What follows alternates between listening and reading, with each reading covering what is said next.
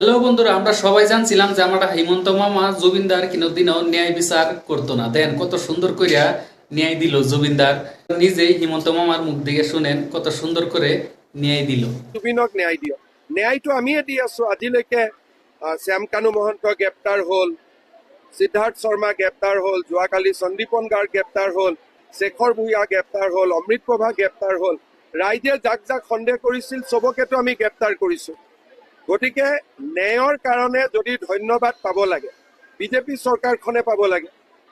আজিলৈকে কংগ্ৰেছে কাক ন্যায় দিব পাৰিছিল, কিন্তু আমিতো তুৰন্ত ন্যায় দি দিলো আৰু প্ৰক্ৰিয়া চলি আছে।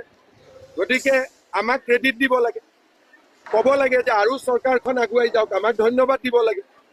কাৰণ আজিলৈ কোনে আশা কৰিছিল যে ইমান কম দিনৰ ভিতৰতে চবকে এৰেষ্ট কৰি ল'ব। প্ৰথমতেতো কৈছিল নাহিবই, বেইল লৈ ল'ব, জামিন লৈ ল'ব। হিমন্ত বিশ্ব শৰ্মাই নাটক কৰি আছে, আমিতো ক্লিয়াৰলি চবকে এৰেষ্ট কৰি দিলো। গতিকে ন্যায় কোনে দিছে? বিজেপি চৰকাৰখনে দিছে।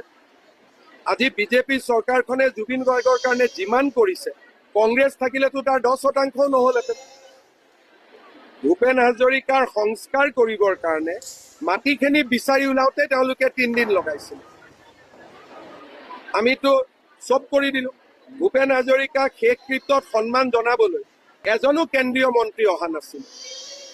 গতিকে জুবিন গাৰ্গৰ ক্ষেত্ৰত বিজেপিয়ে যিমান কৰিছে, সিমানটোতো ভাৰতত উদাহৰণ নাই ইমান কৰা।